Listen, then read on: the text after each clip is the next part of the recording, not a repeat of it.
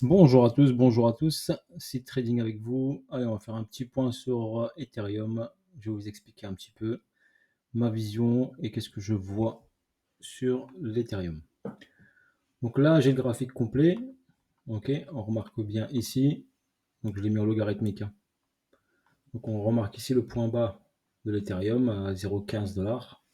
Et après son ATH à 4 867 $. On a bien cette impulsion, ce retracement, cette grosse impulsion, ce retracement et cette latéralisation qui a duré longtemps. On constate que cette latéralisation qui a duré longtemps avant l'ATH, donc on a eu cette ATH à 1151 $, on le voit bien ici. Ensuite, on a une latéralisation ici qui a duré longtemps, qui a duré de novembre 2018 jusqu'à mars 2020. Donc cette latéralisation très importante, donc vu qu'elle a duré très longtemps, donc elle est pertinente. On a formé une accumulation très propre, une accumulation très propre de type Wyckoff. On remarque bien ici un plus bas, le premier plus bas SC, une réaction haussière avec une prise de liquidité, un retour ici avec une prise de liquidité du SC qui a formé le STV, une grosse impulsion avec une accélération. Derrière, on a eu pandémie Covid qui nous a validé rapidement notre spring. On remarque bien que c'est technique, hein.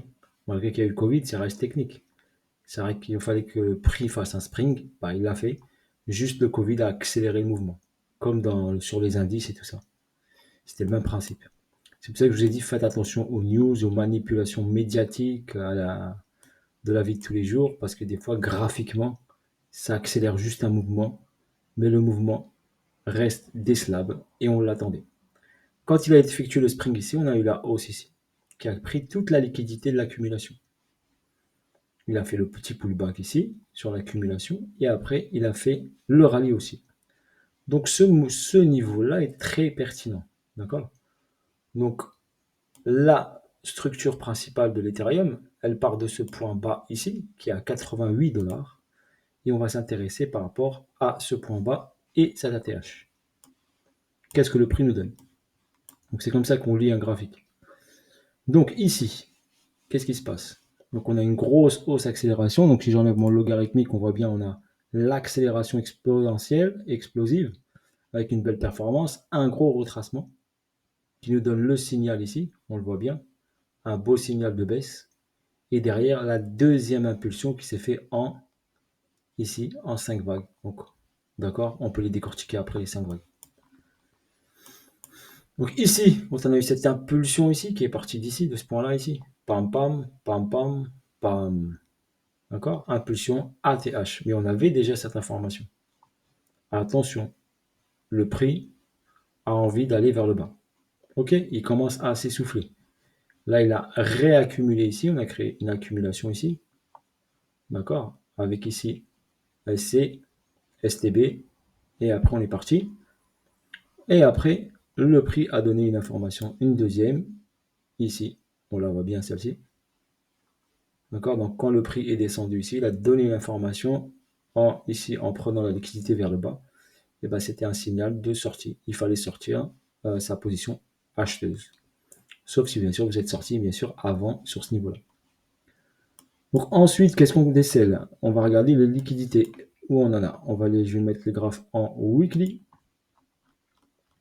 Et je vais passer en logarithmique. Ou on peut laisser comme ça. On peut laisser comme ça. Donc là, qu'est-ce que je constate? Quand le prix est descendu ici, il est descendu en trois tentes, en A et B et C, il nous a fait le target des 888.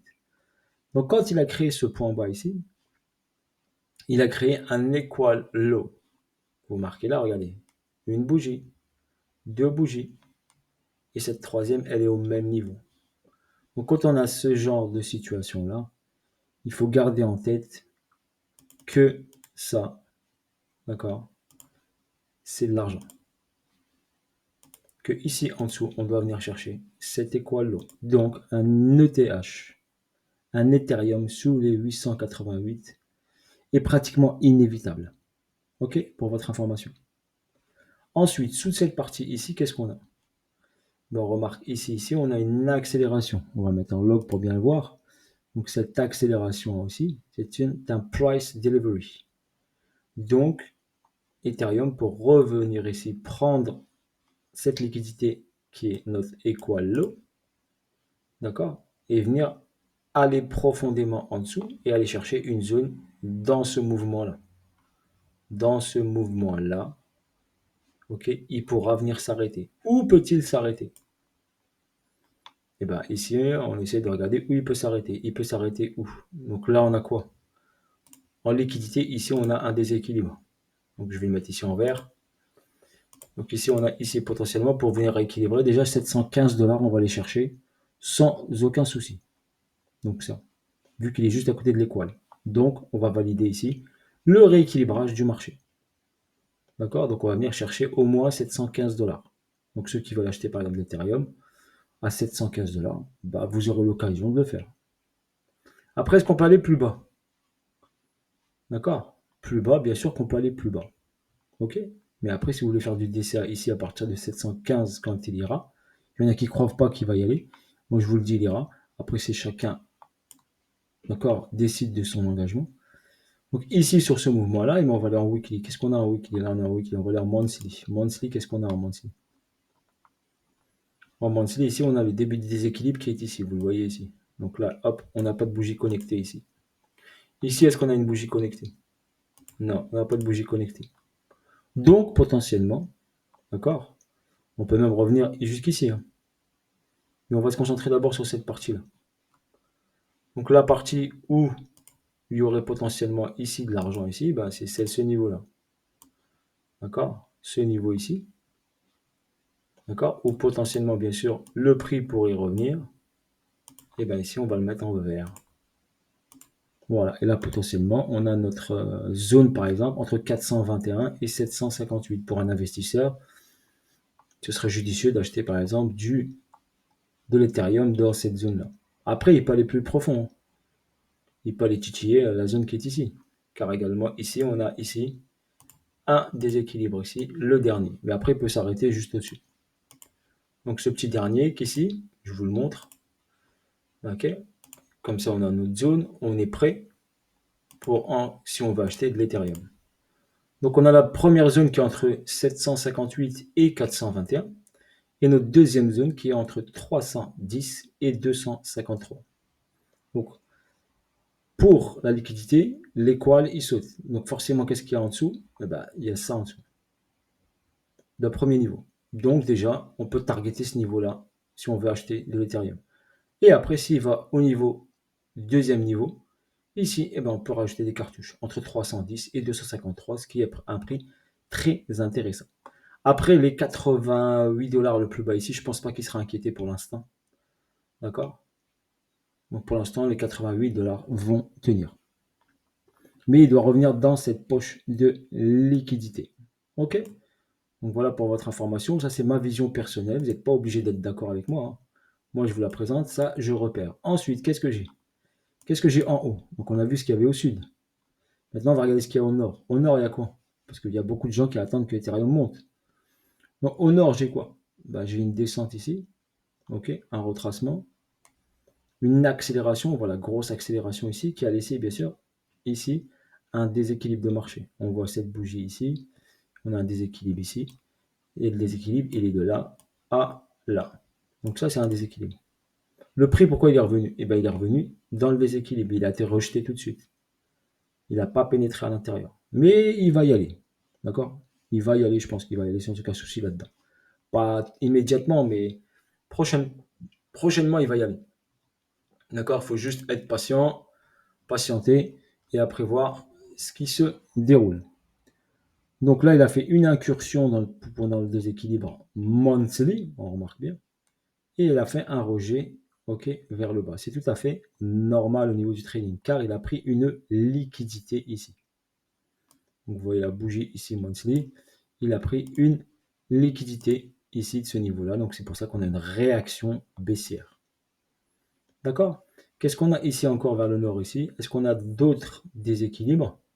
Donc là, on a un petit déséquilibre ici sur les 3000, on va dire ici sur les 3600, on va dire. On va aller en weekly et on va regarder ce qu'il nous propose.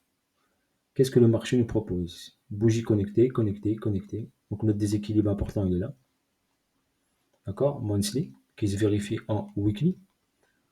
D'accord? Après, on peut l'affiner, bien sûr, en weekly. Donc si on trace une ligne ici, on a par exemple ici notre déséquilibre weekly qui est là. Donc on a un repère des 2483 $. Cela veut dire que Ethereum ira vers les 2483 $ s'il va au nord. D'accord? Ça, je repère d'abord mes liquidités. Où je peux intervenir. Où je peux... voilà, c'est juste... voilà. Qu'est-ce que je peux faire? D'accord? Après, ici, j'ai une bougie là qui n'est pas connectée à ce niveau-là. Vous les voyez ici. On va regarder ça. Est-ce que ces bougies-là sont-elles connectées? Donc on remarque, là, on étire comme ça et on remarque. Est-ce que les bougies, après, il faut regarder en fonction des graphes et tout ça. Donc là, elles ne sont pas connectées, donc je peux la garder en mémoire, les 3585 $. OK? Donc potentiellement, c'est comme ça qu'on réfléchit. Hein. On a des probabilités, on a de fortes probabilités. D'accord? On a des chances que Ethereum, s'il va au nord, eh ben, il va aller dans cette poche de liquidité. OK? Cette petite poche de liquidité, et on va mettre un petit dollar à l'intérieur. Donc cette poche de liquidité qui est ici, elle se situe entre 2483 $ et 3585 $, parce qu'il y a des personnes qui me demandent le price. OK? Donc voilà la zone. Donc si on va au nord, on va dans cette boîte. Si on va au sud, on a deux boîtes. Donc déjà, on a nos repères. Si on va au sud, on sait que l'équal, il doit sauter. Donc, hop, l'accélération dans les deux boîtes, première, voire deuxième, sera inévitable. Donc voilà déjà ce qu'il en est. Maintenant, on va analyser le mouvement du prix. Donc là, on a analysé les endroits où le prix peut aller, soit au nord, soit au sud, ou potentiellement, s'il se déplace vers le nord, où il va aller.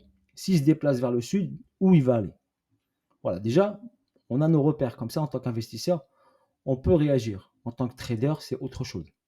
Là, j'ai parlé juste pour des repères pour des investisseurs qui veulent acheter et holder de l'Ethereum ou le stacker ou acheter des nœuds Ethereum en achetant de l'Ethereum pas cher pour acheter par exemple un nœud Ethereum. Voilà par exemple. Je vous ai donné ces petits exemples parce qu'on m'a demandé comment un investisseur pourrait se voir. Ensuite, qu'est-ce qu'on a? On a ici, on va rajouter notre Fibonacci. Ok, on va utiliser notre Fibonacci de retracement. On va regarder la hausse ici, on prend notre ATH. Je trace mon Fibonacci ici. D'habitude, je n'utilise pas les 38.2, mais je vous les ai mis. Donc là, c'est par rapport à cette baisse et cette hausse. Donc les 88 et la ATH. J'ai mon équilibrium. Je vais juste regarder s'il n'est pas en logarithmique. Parce que je le veux en simple. Hop, voilà, pas de logarithmique. Donc ma ligne des 50, elle se situe où? Eh bien, elle se situe ici, sur les 2495 $. Donc je sais quoi? J'ai enlevé le log. Je sais que quand je suis au-dessus de cette ligne, eh ben forcément, le prix devient cher. D'accord? Et quand je suis en dessous, le prix est pas cher. Donc on va enlever cette ligne verte ici. OK. Et je vais tracer juste ça, mon équilibrium principal du plus bas des 88 $ à l'ATH. Qui me donne juste un repère visuel. Donc j'ai un repère visuel. Je sais quand je suis au-dessus, eh ben, c'est d'accord mon premium et en dessous mon discount. En haut, le prix est cher, donc il peut être potentiellement vendu. Et en bas, le prix est pas cher, peut être potentiellement acheté. Donc là, en ce moment, on est où? On est dans la zone acheteuse. OK? Mais c'est sûr qu'on veut un prix meilleur. Donc si il va en bas, c'est mieux pour nous de l'acheter. Mais on est en zone acheteuse. Et on est proche du 50%. Et quand on est en haut, il faut faire très attention, d'accord, à prendre nos profits. C'est plutôt ça, à prendre nos profits. Même s'il fait ATH, à partir d'ici, on commence à prendre des profits, à décharger notre bague. OK? C'est comme ça qu'on doit gérer notre investissement. Si vous achetez en zone pas chère, vous allez en zone chère, il faut commencer à vendre. 30%, 40%. OK? Car si le prix se retourne et revient vers le bas, eh ben, au moins vous aurez encaissé une partie en plus-value. OK, voilà comment vous gérez cette situation-là. Donc je vais enlever mon Fibonacci parce qu'il me fallait juste la ligne des 50. OK, et après on va venir dans ce mouvement-là. Dans ce mouvement-là, on va aller en daily. Donc qu'est-ce qu'on voit ici en daily? On voit que le prix, il est descendu et il s'est arrêté. il est monté, il a marqué un arrêt de la tendance ici, il a retracé, il est remonté. Comme je vous l'avais dit, ce niveau, on peut le déterminer, d'accord, en schématique Wyckoff comme un BC, d'une début d'une distribution. D'accord, par cas ici, d'accord, début de distribution. Là, on a comme une grosse accumulation ici. Donc tout ça, ce serait une grosse accumulation, mais on n'a pas eu de manipulation. OK? On a eu une accumulation, mais on n'a eu pas de manipulation. Ici, j'ai quoi ici? Ici, j'ai mon SC. Pourquoi je vous ai dit les quoi lourds risquent de sauter? Parce que là, en bas ici, d'accord, j'ai juste mon SC de début d'accumulation. Si j'utilise mon Wyckoff. Donc là, j'ai mon SC, là, j'ai mon BC. OK? Donc vu que j'ai mon SC, mon BC, j'ai mes repères. Le prix, il a fait quoi? Le prix, il est monté, il est descendu ici, il n'a pas cassé le SC. Il m'a fait, comme on dit en schématique Wyckoff, un ST. D'accord? Je vais essayer d'aller plus vite pour pouvoir finir. Voilà, grosso modo. Donc là, on a une grosse accumulation daily. Mais dans cette accumulation, il y a des distributions. Donc là, on a par exemple ici, là, c'est notre STSO de la distribution. OK? Donc pour les différencier, on va mettre deux couleurs différentes. Je vais laisser l'accumulation en jaune et celle-là, je vais le mettre en, allez, orange.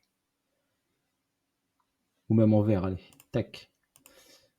Donc voilà, donc là, ici, j'ai mon BC et j'ai une accumulation en place. Donc, pourquoi j'ai une accumulation et pourquoi j'ai une distribution? Parce que le prix là, il a envie d'aller vers le haut pour finir son ST. D'accord? Là, il est passé au-dessus du BC. Il nous a validé ici, on appelle ça un UT, comme je vous l'ai présenté sur les vidéos précédentes. D'accord? Donc, on a fait un sommet. Donc, on a un UT ici, par exemple. Ok, si on l'interprète comme ça, après, vous pouvez l'interpréter d'une autre manière. Donc, après, je vais vous montrer la façon de l'interpréter d'une autre manière. Donc, l'autre manière ici, donc là, j'ai BC, SO, UT. Ok, on est venu prendre la liquidité ici. Donc là, on va se concentrer sur ce mouvement qui est là. On va aller en H4. Qu'est-ce qui se passe ici? Ici, sur mon UT, d'accord, je valide ici une distribution ici. Je la vois ici. BC, SO, UT, UA, UT. Donc UT va revenir ici dans la boîte. Donc, et après, il nous fera un UTAD. Donc on peut marquer ici, potentiellement un UTAD. Donc aller au nord, avant de partir au sud. Ok, il va juste distribuer pour repartir au sud. Ok, c'est pas tout de monde, hein. Donc faites attention. On va juste distribuer. On a une grande distribution et une petite distribution. Il y a cette petite distribution dans la grande distribution. Donc forcément, le prix doit passer en dessous des 1080 $. Vu qu'il y a le SC ici, on doit passer en dessous. On a un équalo. Donc si on va au sud, on va directement dans la première boîte qui est en bas, aux 758 $. Mais pour l'instant, ce n'est pas le cas. Pour l'instant, il doit monter. D'accord? Il va monter. OK? Donc, si j'ai une schématique Wyckoff, d'accord, sur ce niveau-là, ici j'ai mon BC, ici j'ai mon saut, ici j'ai des pions. On regarde théorie de dos, hein, vous le marquez. Il nous manque quoi ici? Il nous manque ici un plus bas ici. Avant de repartir ici. Théorie de dos. Donc, on applique la théorie de dos. La théorie de dos, elle dit ici haut, bas, haut, bas, haut, bas. D'accord? Donc, on attend ici un petit bas ici. Donc, on va se baser sur celui-là, celui-ci. L'UT va venir dans la boîte ici, va faire un bas pour aller potentiellement faire soit un retest du niveau, soit un UTAD. Mais je dirais un UTAD parce qu'il y a de l'argent en haut, donc on va aller chercher l'argent et rééquilibrer le marché. Voilà. Et après, on va distribuer dans une zone intéressante. Elle est où la zone intéressante? La zone intéressante, elle est dans ce niveau-là. Comme le Bitcoin. Entre les 3600, on va dire, allez, 3005, 3006, et jusqu'à 2000, donc au-dessus de l'équilibrium. Vu qu'on doit passer en zone chère, donc il passera au-dessus des 2400, 2500. Donc on ira entre 3006 et 2400. Voilà pour votre information pour l'Ethereum. Je vous ai décortiqué un peu tout, j'ai pris mon temps et je vous ai expliqué. Voilà, c'était Seed Trading avec vous. Ciao, ciao!